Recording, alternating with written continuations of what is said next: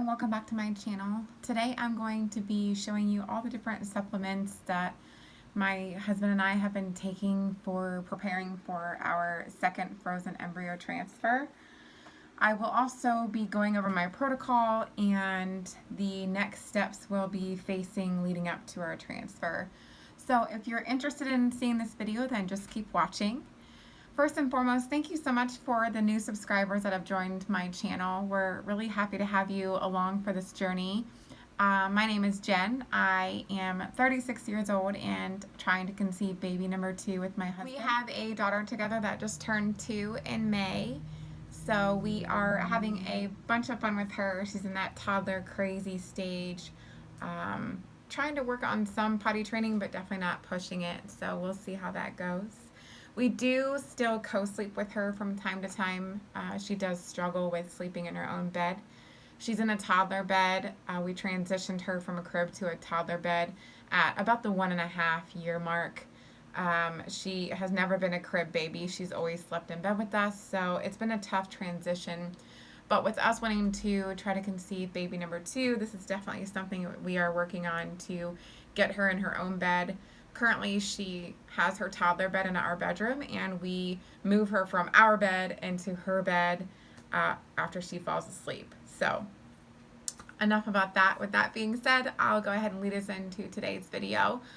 I'm going to be sharing with you the various supplements that, again, my husband and I are taking. So, we'll just go ahead and start with myself. I have thyroid disease and low AMH. But with this being a frozen embryo transfer, I don't really have to focus on the quality of my eggs at this time. If our frozen embryo transfer is not to work, then we'll obviously move into, trying to figure out next steps and coming up with the best quality eggs possible for an egg retrieval. But we'll cross that bridge if it comes. Currently, I am taking birth control. I am on my 3rd week of birth control, so I have about 4 pills left to go. I'm taking the brand Apri, so it looks like this if you've never seen it. I've never heard of this birth control before, but it's something that I have to take in order to suppress my ovaries and hopes that they do not ovulate and kind of give my body more of a stagnant, dormant time frame in order to prepare for the frozen embryo transfer. My clinic does frozen embryo transfer any day of the week, any time. It just depends on when my body is ready to go. So I've also always been taking a prenatal vitamin. I recently switched to this brand in particular. It's called VitaFusion Simply Good Essential Multivitamin Prenatal. There's no artificial flavors or sweeteners, no high fructose corn syrup. It's gluten-free and dairy-free. I've recently made the change to gluten and dairy-free about 2, almost 3 months ago.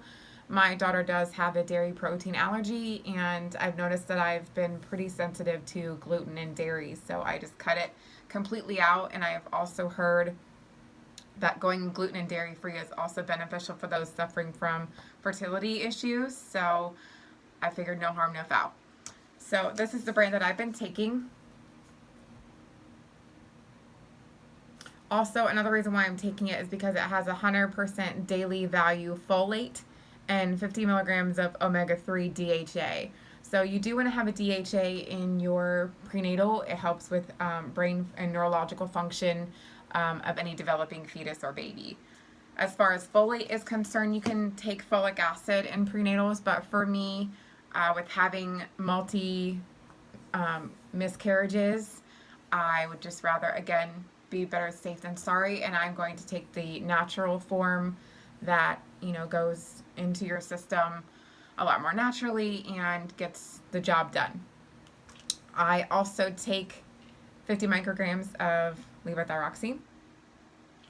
I, again, have thyroid disease, and currently right now I'm in the hypothyroid phase, and it's well maintained. So that's all I'm taking currently. I don't have to take any of my frozen embryo transfer medications just yet, but I'll go over that protocol once we get to that point. I'm going to go ahead and show you what I have my husband taking. He does have male factor, so We decided to start him on this regimen a few months ago. He's also taking what isn't pictured here, Clomid. So he's taking 50 milligrams of Clomid Monday, Wednesdays, and Fridays of every week. That's to help increase sperm count as well as motility and mobility. He suffers from low testosterone, so it also helps with the testosterone levels within the male body. My husband is also taking Vitafusion men's multivitamin, so this is the vitamin that I have him taking. The brand that I also got for myself, again, is the Vitafusion. This is not by any means sponsored. I'm just showing you what we're taking, and you know, if it becomes successful, hopefully it'll work for you. This is just what is working for us right now. I'm not a doctor by any means, so don't hold me to it if it doesn't work for you. But we made the switch to this brand. He was taking a men's one a day, and it was upsetting his stomach. So I was looking for any type of vitamin that has an oil base, or not an oil base, but it's more of a capsule rather than a tablet. So it looks kind of like a, if I can find, like his vitamin E. It looks like this. So it's less invasive on his stomach lining, and it digests a lot better than, you know, a regular tablet. So he takes a multivitamin daily. Next, as you just saw, was vitamin E. So he's taking the Spring Valley, also from Walmart. All of these vitamins are from Walmart. You can purchase from Walmart. He takes 400 IUs, so one soft gel a day. One of the multivitamins a day. He's also taking vitamin C, which is a gummy.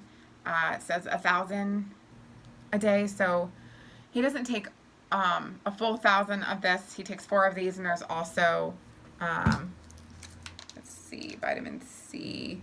There's 30 milligrams, so he doesn't take quite 1,000 of vitamin C. But it's, again, whatever your husband or yourself, if you're a male watching this video, it's whatever your body can stomach. So to each their own. The next vitamin I have my husband on is L-carnitine, and this is a 500 milligram. He takes 1 tablet per day. The next is vitamin D, which is also what I take. I take 1 of these a day. It's 5,000 units. Some people have to take 10,000 units, but everyone that doesn't live in a heavily sun populated area like California or Florida, or, you know, the nicer tropic states. I live in Ohio, so most of us are vitamin D deficient, and I had my blood drawn previous to our last frozen embryo transfer, and I was deficient in vitamin D. So my fertility specialist offered this type of supplement as an exchange for no longer being deficient, so that's what I went with. So my husband takes 400 to 800 milligrams of vitamin D, and in his multivitamin he has 25 milligrams, and then of course the 5,000. So whatever your body doesn't use, it expels. So note to self, if you didn't know that, it's a little tidbit. Next vitamin is 1,000 milligrams of omega-3. So this is from fish oil. It's for general and heart health. Easy to swallow, lemon flavor to control the fishy aftertaste. I don't think it tastes fishy. I don't take these, but he is not a fish person, so if it was fishy, he would not take it. But this is supposed to be 1,000 IU, so he takes 2 of these a day. Omega-3s, sorry. The next one, he was originally taking the adult gummy of CoQ10. I had read that the best way for CoQ10 to get into your body as fast acting is the actual natural form, which is ubiquinol. So instead of him taking this gummy CoQ10, I have him taking the soft gel of CoQ10. So this is the natural form, ubiquinol. You can also get this at Walmart, and it says 200 milligrams. So he takes 2 of these a day. So that, in a nutshell, is all of the supplements that myself and my husband are currently taking to prepare our bodies and try to be in the most healthy stage and create a healthy environment for our future baby or babies. So I just wanted to give you a little tidbit of what each of the vitamins do that I have kind of done some research on.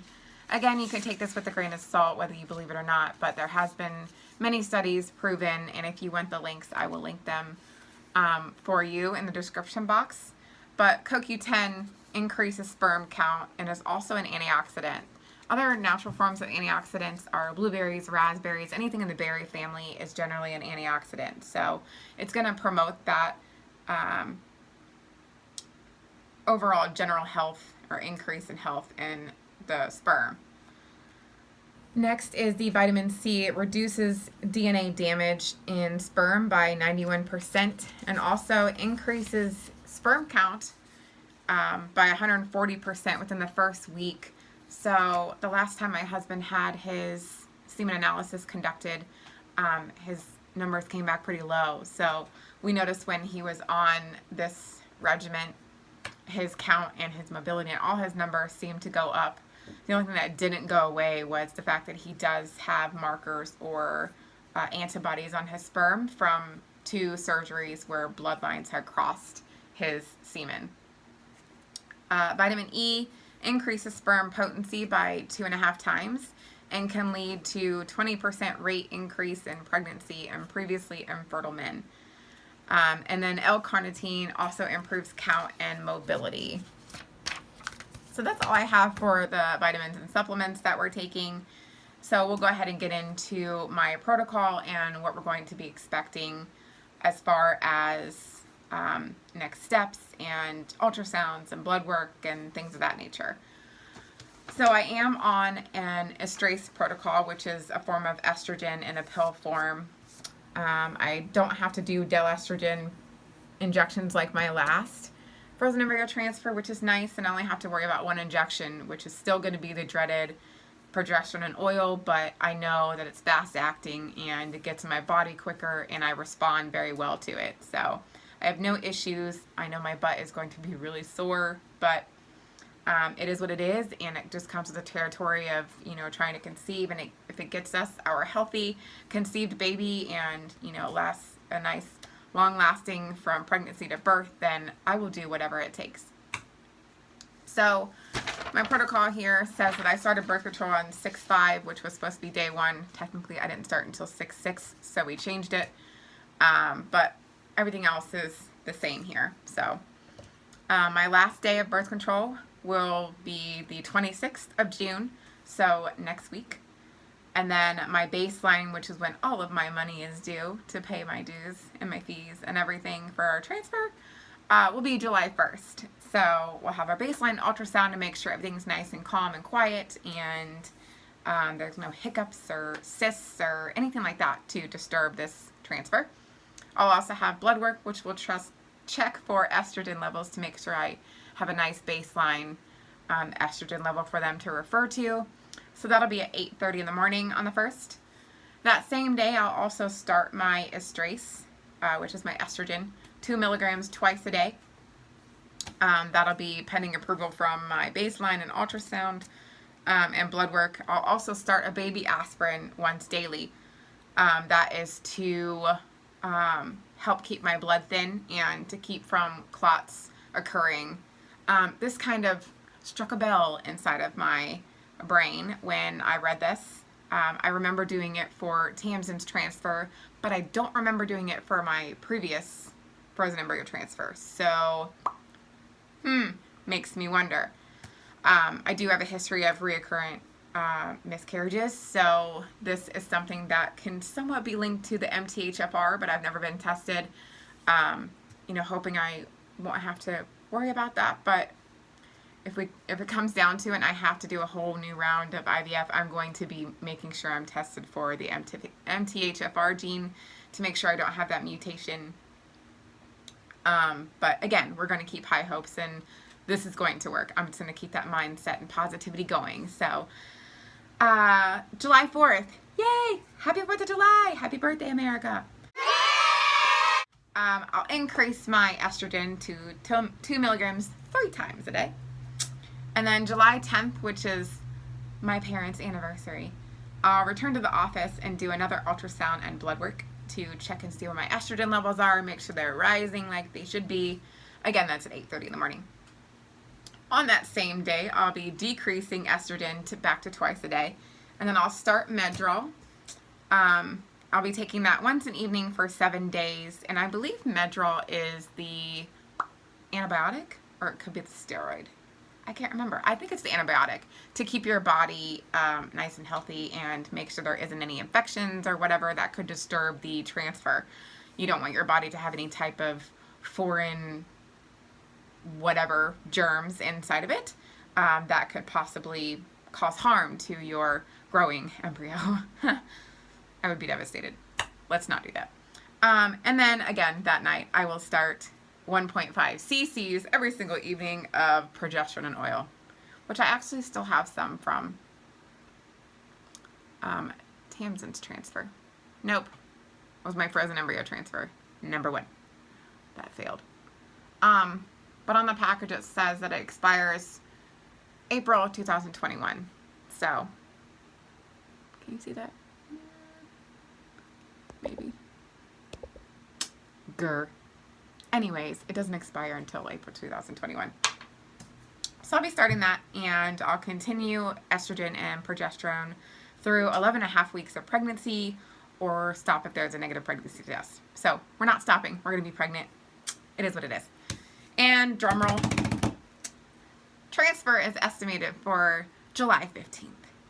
So the time will be determined 1 to 2 days prior to the transfer date, but July 15th is our D-Day. So that's exciting. Super excited. We were going to give it another week and wait and transfer the 22nd, but we just went ahead and took a leap. We're 2 feet in, whole body in. I don't know, it's getting weird. So aside from that, we'll get away from the protocol portion and move on to the little quirks and things that I've been picking up along the way and have read are useful, and we'll see if they work. And I really didn't do anything that I did other than I ate pineapple core the 5 days after, no,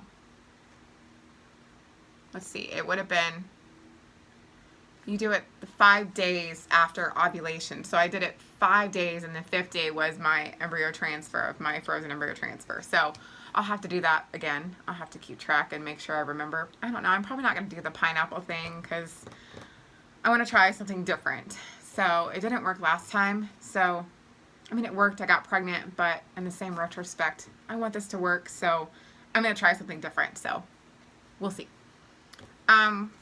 First things first, we're going to baby dance the day before transfer. So, TMI, whatever. We're going to do it. And then this I have never done. I've never drank pomegranate juice. So they say it helps with implantation and circulation, but I think it's mostly implantation, kind of like the pineapple core. But you want to do 100% pomegranate juice, 500 milliliters. They say you want to drink it warm. They say it tastes really nasty. I've never tried it before, but I'm going to give it a whirl and see how it goes.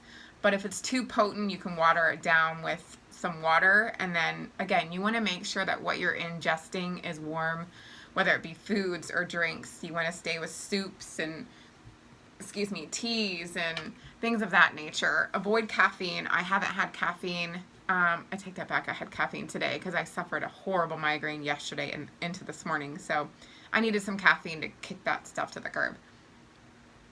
But aside from that, I've cut all pop out. If I have a pop, it's a Sprite or, something that's non-caffeinated. The next thing you want to do is keep your feet warm. So if you have regular socks on, put some fuzzy socks or some insulated socks over top of them. If your feet are starting to sweat a little bit, you're probably doing it right. But you want to keep them nice and warm, and you could put a heating pad over top of your feet. Just don't put a heating pad over top of your stomach after you have a transfer. That's a no-no. Don't do it. Let's see. I'm going to be taking the day of transfer and the day after transfer off. Just relaxing and no lifting. Tamsin will be going to my parents the entire day, and my husband will pick her up. My parents don't know that we're transferring, and neither do his parents, so we're keeping this one a secret, except for you guys. We're sharing with you. You're welcome. So, yeah. I don't know. Things just got weird. Anyway, so the last thing that I'm going to be doing is taking 5 Brazil nuts every single day. I'm going to start that the day that I stop taking birth control, because I've heard you want to have it in your body, enough protein. Protein is really viable for pregnancy. Anytime you're trying to conceive, you want to make sure your body has enough protein in its system. You don't want it to be lacking. It definitely helps with supporting your pregnancy. You want to make sure your body is full of protein, however you need to get it in your body, whether it's, you know, a supplemental form, or if you don't eat meat or you're vegan, that's fine too. You know, there's other forms of protein that you could be putting into your body and into your diet. So yeah, so I really don't have much else to let you guys know. You know, we'll just see how this goes. I'm really excited. I'm nervous, but in a good way. I'm feeling really good about this one. There for a while, I was feeling really bummed and just let down and defeated. You know, I am scared of it not working and having to start all over, but if that's in God's plan, that's in God's plan. So I'm leaving it all in His hands. Everything, you know, won't be for nothing this time around. I won't have skipped a beat or missed anything. Thank you so much for watching today's video. Today is June 22nd. It's a Saturday. If you are new here, thank you so much for joining. I'm so happy to have you along for this journey. I am trying to conceive baby number 2, and I do make DIY videos, farmhouse, glam, anything you guys can think of. Any type of videos you guys have in mind, please leave them in the comments and down below. I would love to get to know you and, you know, find out what brought you to my channel. Other than that, I hope you guys have a great weekend. Please give this video a thumbs up as it helps my channel to grow. And thank you so much for watching. You guys have a great day.